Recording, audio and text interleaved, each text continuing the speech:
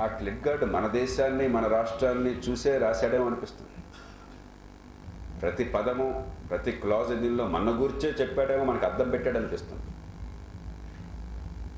ఎక్కడ నీతి తప్పిన వాళ్ళు విజయం సాధిస్తారో, ఎప్పుడు నేరస్తులు ఆరాధ్యులుగా మారతారో,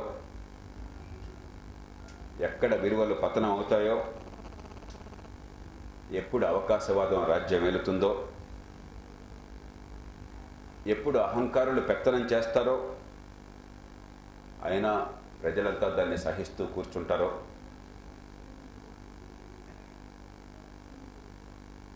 ఎప్పుడు చుట్టూ అవినీతి తాండవిస్తున్న దాన్ని పట్టించుకోకుండా జనం తమ వాటా కోసం అరులు చాస్తుంటారో అక్కడ వ్యవస్థ పునఃసమీక్ష కోసం సమయం ఆసన్నమైంది.